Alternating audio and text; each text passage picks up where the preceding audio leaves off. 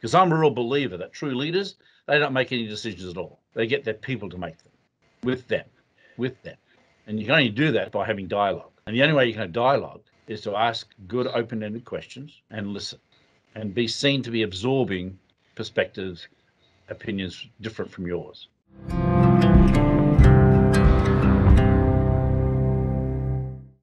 Thank you for joining us on Merit Matters, a virtual series highlighting current events, industry experts, and local community engagement. I am your host, Tammy Birklid, Principal of Merit Construction, and today I will be discussing leadership in business with special guest Gary Polain, founder and principal of Ozmosis Leadership. Gary is an expert at developing strategies that get management teams working collaboratively and effectively to create long-term measurable change.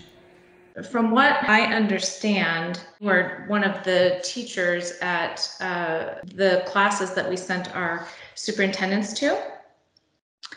I want you to know that they were both very impressed with you and very, it was kind of changing for them. It was transformational. It really got them thinking about things and who they were and what they wanted to do, like to be part of Merit in particular.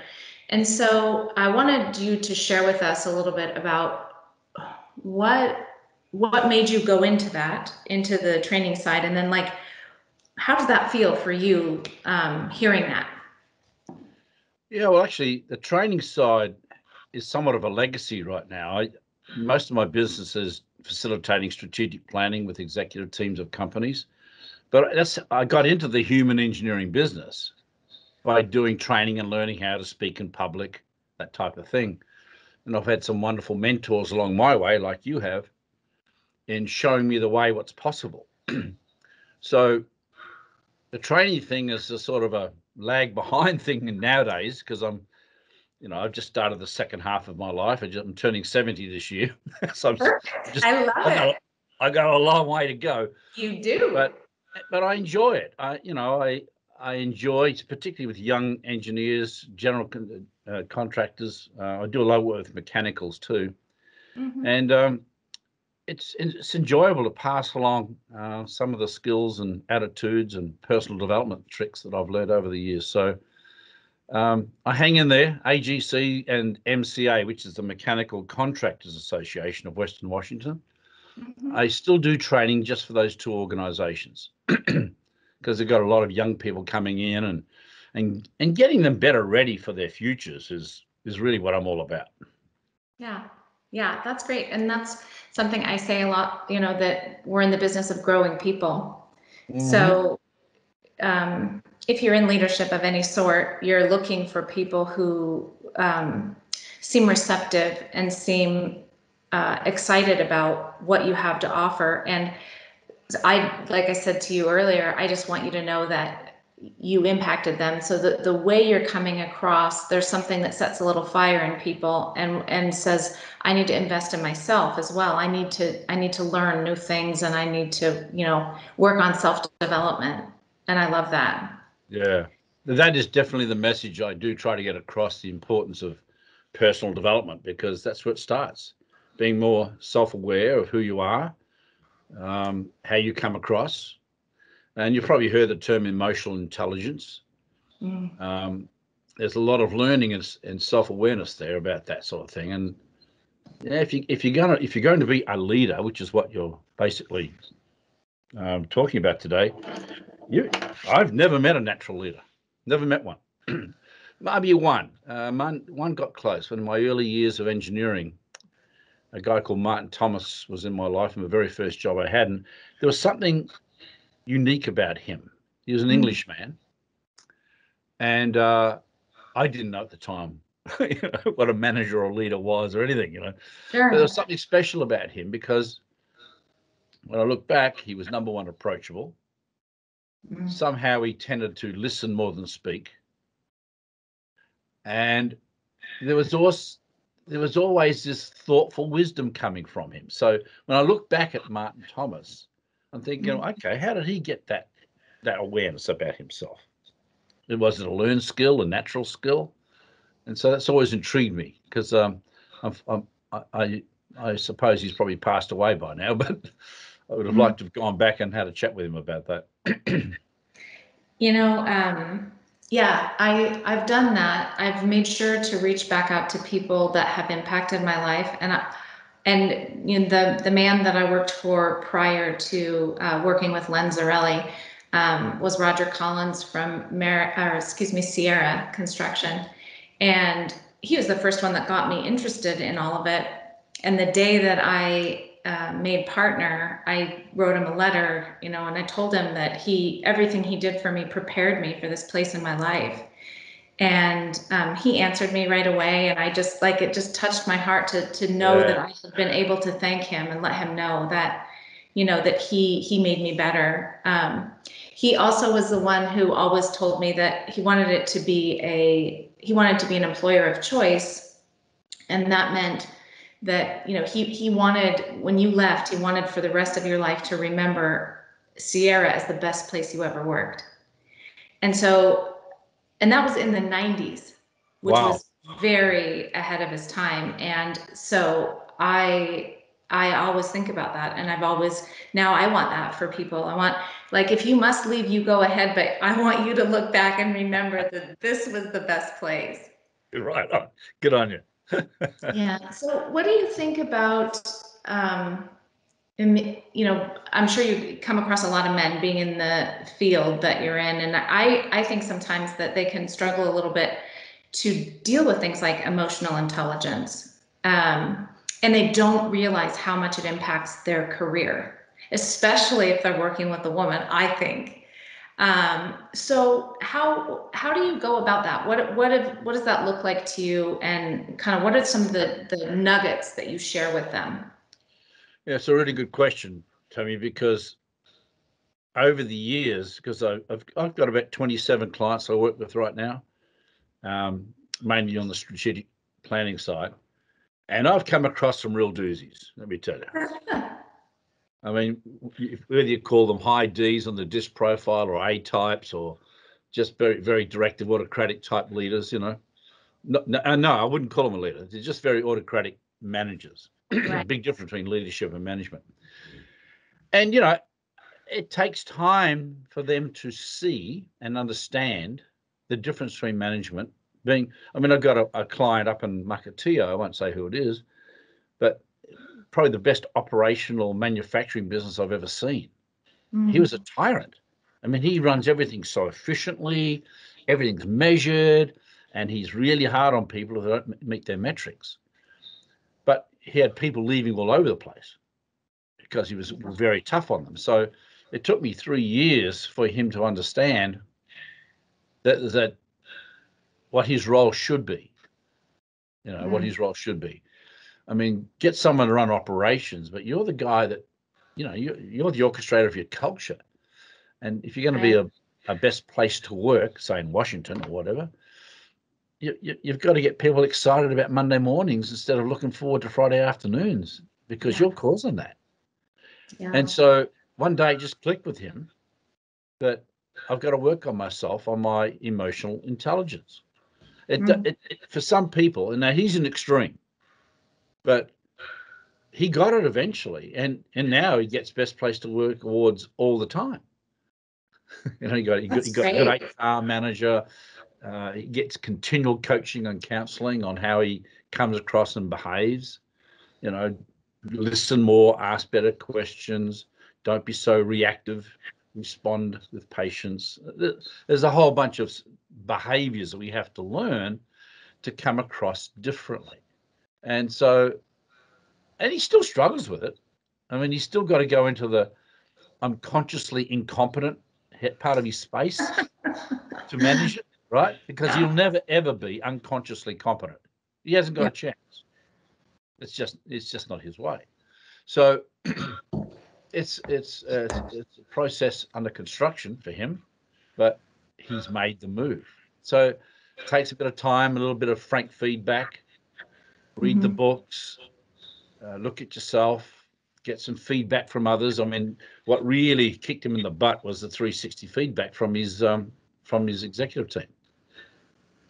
Yeah, It was that awful. takes bravery, though. That takes such bravery to ask those questions. And Oh, yeah. it's scary. As a leader, it's scary. Yeah. I'm okay with doing it, but even with the people I trust and the people that I love, that I work really close with, I'm afraid to hear the answers, and I get sensitive about it. Right. But I always say, they were brave enough to say it, so you better be brave enough to face it. And then what are you going to do about it? Exactly. And, putting some incremental steps in place on behaviors that you need to shift. One of the biggest things, and we might talk about this more later on, depending on other questions you ask, but the most important skill I think a leader has is to be genuinely curious. If they just do that, instead of being the person always making the decisions, because I'm a real believer that true leaders, they don't make any decisions at all. They get their people to make them, with them. Sure. And you can only do that by having dialogue. And the only way you can have dialogue is to ask good open-ended questions and listen and be seen to be absorbing perspectives, opinions different from yours. You can do that. That's a biggie. Yeah. And that's so huge. And I don't think it's just like, that's absolutely not just from the top. It needs to start there, but it needs to be at every level within your company. Absolutely. Because if you have the head of the company behaving in that way, but then you get the superintendent who doesn't want to hear what the foreman has to say, or the foreman who thinks that the carpenter needs to only do it his way, then you haven't gained really very much, Exactly. So that's what I loved about your approach, is you say it in a way that makes people understand this is for an every man, or every woman, but this is for every man. It's not just for supervisors. It's for every person in a company that wants to be liked, wants to be respected, wants to be someone who is a chosen coworker. Yeah. The days of being allowed to just yell and scream and demonstrate, smashing your fist and stuff, those days are not here anymore. No, and I'm grateful for that, because I think it's good that there's no desperate times anymore that somebody has to put up with things like that. There's a quality of life to being treated well at the place that you spend so much of your time. Yeah. Right. How many people do you think you come into contact with in a year with just your training now? How many people are you able to have influence over? And is it just in the state of Washington? No, I've been traveling the country for quite a few years. I started my business in 96. So I've been doing this for a while now, but I was doing it beforehand too. I actually was moved from Sydney to Seattle back in 91 to take a global role with a global company. And so even back then I was teaching this stuff. But as I said, when I started my own business in 96, I wanted to really focus on helping organizations be the companies they need to be, and working with management teams, executive groups, and getting them as a team, because that's the hardest part of my work, is getting an executive group or management team to operate as a team, let alone get on the same page together and have a common sense of purpose, direction, life, and so on. That's by far the hardest part of all. But I'd probably come across, nowadays, it used to be a lot more. I've trained thousands and thousands and thousands of people around the world. But today, I probably do maybe 250, 300 a year now. And is it mainly in Washington still? Kansas, Washington, and California. Okay.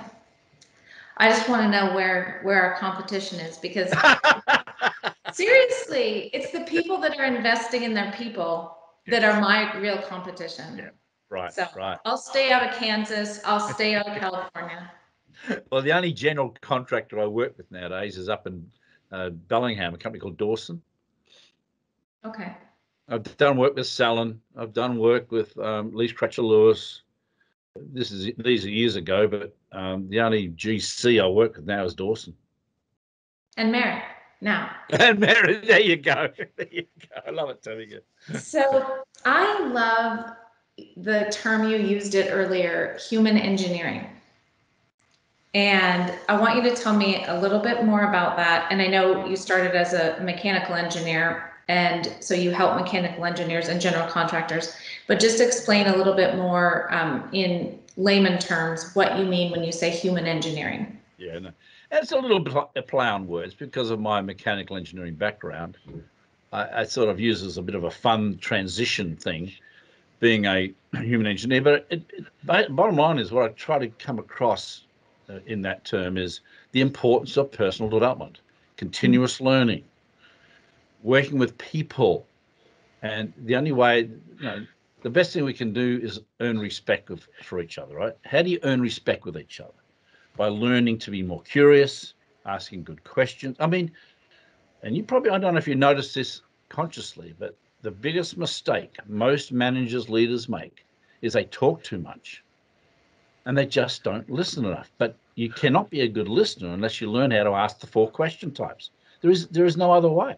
There's only 4 question types in English language. And if you can learn those and use them in an open-ended way, you'll have people just swarming to you because you're pulling them because you're someone who's generally interested and curious about them, and you're listening to what they're saying.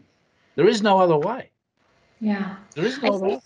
I think people want to feel known and valued, and it's so important. Like I said earlier, we spend so much of our time at work. You want to work with people that care about you and are interested, like you said. So tell me, what are the 4 question types? Well, there's background questions, like, for example, so what do you think of the game on the weekend? It's just a general getting the conversation going type question. So what did you think of the movie last night? Whatever, that's a background question. The second type of question is problem question. And this is where the real conversation starts. So what's the biggest challenge you have with your business right now? Or what's the biggest hindrance right now in getting the successful result you're having on that job? So it's a problem question is looking at, and by the way, you never use the word problem. Right. Challenge, difficulty, glitch. Opportunity. Yeah, because, if people, so our parents told us, don't tell people your problems. Yeah. So the word problem has so you got to learn in your questioning technique to ask problem questions without using the word problem. Yeah, it has a negative connotation. It has, and people don't want to break down that Yeah. armor. The third type of question is probably the most important one, which again, most people don't know how to ask, are consequence questions. Oh, so really? So you're having an issue with labor management. So what's going on as a result? That's the consequence. What's the impact of that? So what ramifications is that having to your bottom line? Okay. So consequence questions are really, really important questions to ask, because what most people do is they'll get the problem and they'll fix it. But the last thing you want to do as a leader is fix problems. The best thing you want to do is get the person to figure out for themselves. So the 4th type of question is the value question. So if, Tammy, there was a way to address this labor management issue, what might that look like? I want you to fix it, not me. Right. So background is just general start question. How was your day yesterday? Da, da, da. So what's it? Because do you know what Vistage is? It's a worldwide CEO peer group. I was a Vistage chair. Okay. For 20 years. I just handed it off actually to a colleague. But for 20 years, I had 17 CEOs in my group, and we would meet every month and have conversations about different issues going on in their businesses.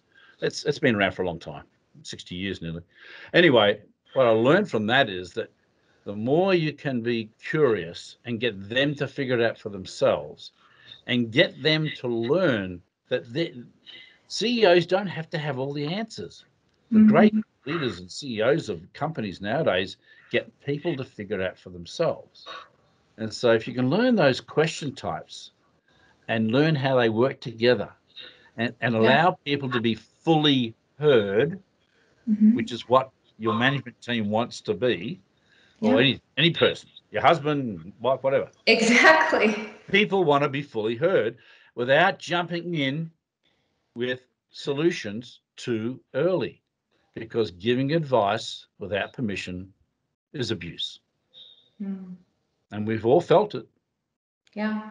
Giving suggestions without permission is abusive. And we all feel it. You kind of have to invest a little bit in someone before you have the permission to speak truth to them. Even if it's truth in love, it's still, you still have to invest in order to have the right, per se. Right. Yeah, I totally agree with that. And I think it's something that you even think about, you know, with your children or, you know, other people that you love, is like, did they ask you for that advice? Yeah. Do you have the permission to speak that? Yeah. But you can get the permission if you're careful about the questions you ask. Yes. So that's a really good tip, I think, for everybody, but it's a good for me. Because, you know, you just forget those things sometimes, especially if you're in a position of speaking into someone's life on a regular basis. Yes. You'll just, you know, start talking before they ask for your input. Yeah. The other point to that, Tammy, though, is most people don't know about this. Mm-hmm. They just show up and start talking. Yeah. And this is where the learned skill of leadership is so important, because, I mean, anybody can be a manager. You know, management is what you do. Leadership is who you are, Mm-hmm. and who you become. That's what leadership is. Yeah. And most people just have never been shown the way on what leadership looks like behaviorally. Right. So there's skills, there's competencies, there's behaviors that we have to learn. We have to learn this stuff through personal development to show up at that level, because how you show up is what it's all about. Yeah, absolutely. You mentioned a couple times, you know, the books. You have to read the books. So what maybe are your top 2 or 3 books that you say, if you care about development, personal development, what should you be reading? Well, the number one Bible for me is a book called The Leadership Challenge by Coos and Posner. The Leadership Challenge. Okay. I use it for everything. And bottom line is there's 5 core competencies that the book covers very, very well. I wish I'd written it, because of all the learnings I've done over the years of studying and working with CEOs and business owners over the years. It sums it up beautifully. I mean, there's all the books by Peter Drucker you can read forever and ever. But I think what Coos and Posner have done is summarize this book into the Leadership Challenge, which it's just gorgeous. The number one thing is, how does the leader inspire vision? So the whole issue of articulating and inculcating a strategic position of your company is number one. It's the number one gig that a leader has to do. Who are you? What do you stand for? Where you're going? How are you going to get there? All those sorts of things are critically important. So that's the sort of work I do with all of my clients, that sort of stuff. The second thing is, how does a leader model the way? In other words, are you walking the talk? Are you doing what you're preaching? Yeah. So they got a whole chapter on things you can do to model the way and live the message and walk the talk as far as what you profess that you are, particularly around your core values of your company, particularly around your core values. Because most companies have them, but most leaders don't live up to them, or don't do enough to reinforce them or connect the dots on them. You know, reward, recognize, whatever. Yeah. That's the second one. The third one is challenging the process. Always in a respectful, caring way, challenge how things are done around your organization, challenging the process. So you've got inspiring the vision, modeling the way, challenging the process. The fourth one is enabling others to act. How do you get other people to be disciples? How do you get other people to feverishly, rigorously, enthusiastically take on board some of these things that as a company you'd like to see done as a leader? Enabling others to act. And the last one is encouraging the heart. What things are you doing to make people feel really good about work? And, you know, eventually, hopefully, they become disciples of, thank God it's Monday. I'm back working with Tammy again. Yeah. So I think it's a great book. So there's that one for sure. Good to Great was good. You know, that book From Good to Great. That was a pretty good resource. What's another one that's what's it called? The 4 Obsessions of an Extraordinary. Have you said that one? Yeah, that's Leader. pretty good. Yeah, that is a great one. We actually read a couple together as a team. which is a pretty interesting situation. It was another book by that same person, but it was a different book. And 5 Dysfunctions of a Team. Yes, that's what we read together. Lencioni. Yeah, Patrick Lencioni. Yes. Oh my gosh, that was so interesting to bring that to the table. Of course, you're seeing people that are like, oh, he's that guy. He's the guy that takes notes. He's on his computer doing something else the whole time we're having a meeting. Or, somebody that had a difficult personality. It was so interesting. And I thought it was a really cool thing. I bought, everybody the books, and I asked them, it's okay if you read it during work time. It doesn't matter to me. The important thing is that you read it. Yeah. And then shared conversation together about the book. So I think that's a cool team concept thing to do, to sort of get people thinking and get people seeing. And at the end of it, it had this quiz of some sort where you got to rate your company. And so we did that, and then promised to revisit it within a year and see if we hadn't done better. Yeah, I use it mandatorily with every client I have, and you have to measure the executive team every year when we get together for a strategy. Yep. We do the teaming assessment every year, because we want to see this as a team, because it's the hardest thing of all to do, is to get your group to work as a team. It's really, really hard. Yeah. So we want to see progress, even if it's just a decimal point. We want to versus this, But the other book that I'll share with you, and I don't know if it's still in print, I have no idea, but it's the one book that really got me into this human engineering thing, particularly around strategy. It was a book called Creating Excellence by Hickman and Silver. Creating Excellence by Hickman and Silver. I've still got it on my shelf over there. It's old and I got lots of marks on it. And oh my God. Yeah, I love it. It really helped me understand the importance of strategy working with culture.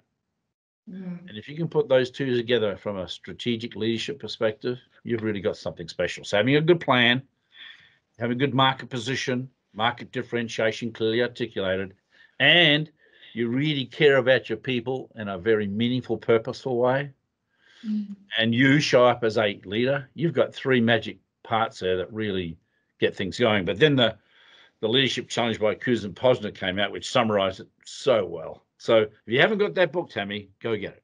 I will, absolutely. Yeah. I'm so grateful that you would spend this time with me today and give just a little glimpse of, kind of like we were talking about earlier, the nuggets, the really important pieces, and give our listeners an opportunity to read those books that changed your life, that helped actual transformation happen for you. And another word that you said that I love hearing from you is disciple. And that means you need to be duplicating what you're doing. That means you need to bring that back around, and you need to reinvest in someone else. You need to share your life with someone else, and you need to duplicate what someone has done for you and help them grow in the same ways. I think that that's such an important thing, and it has been for me. It sounds like it has been for you, that you committed to reinvesting what someone did for you and helped you sort of see the light, and then you do that for them as well. I want to be respectful of your time, and we're over already, but I want to ask you, just in closing, if you wanted to share one or two things with people that you feel are, and I'd love it if you take it down to like a foreman level or a superintendent level, ways that they can invest in the people around them and show true leadership. Yeah, that's a good question. I'll go back to the other things I've already talked about. Is if it doesn't matter who you are at what level, or even if you're just a solo worker technician, just to be a good teammate of a team or group, just be genuinely curious about others. Yeah. That shows respect. And bottom line, I think, of life is being respectful of each other. Yeah. But how do you do that?